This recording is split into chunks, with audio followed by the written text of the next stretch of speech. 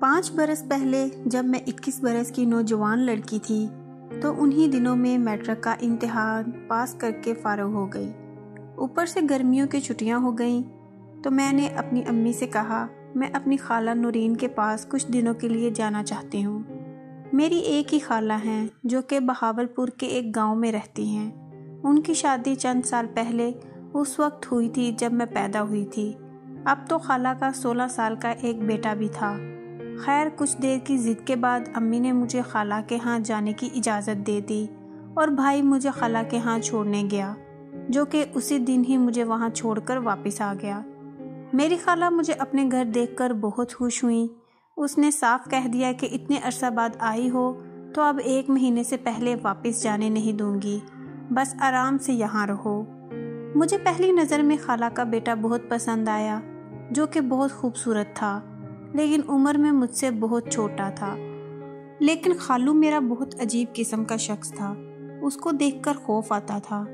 کسی وقت تو میں ان کو دیکھ کر ڈر سی جاتی تھی۔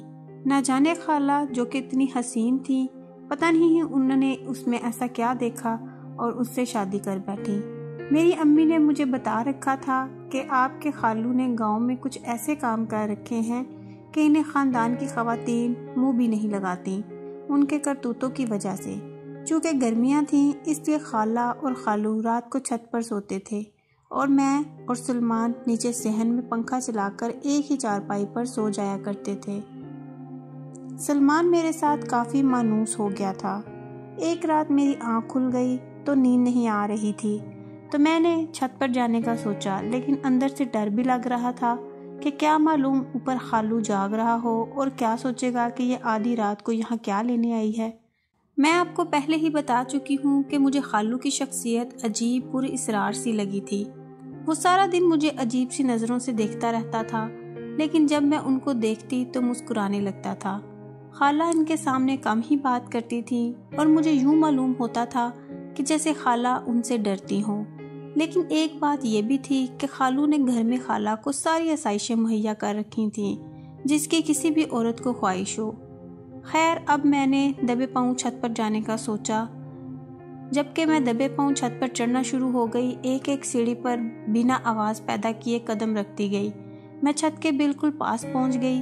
میں جیسے ہی چھت کے قریب پہنچی، میرے کانوں میں کچھ عجیب سی آوازیں پڑ رہی تھیں، جیسے کوئی تکلیف سے کرا رہا ہو، جیسے کوئی حیوان گھرا رہا ہو، یا جیسے کوئی کسی چیز کو زور زور سے فرش پر رگڑ رہا ہو۔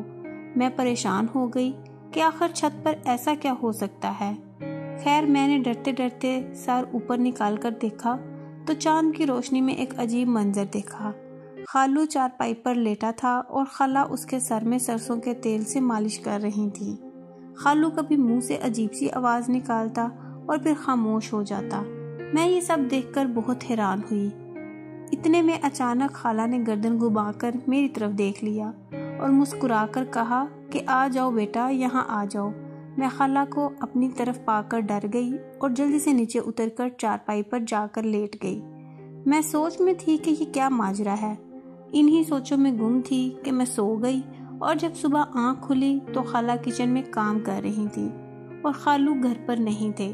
میں منہ ہاتھ دھو کر ان کے پاس چلی آئی اور وہ میرے لیے ناشتہ تیار کرنے لگی تو اچانک میرے ذہن میں رات والا منظر آ گیا۔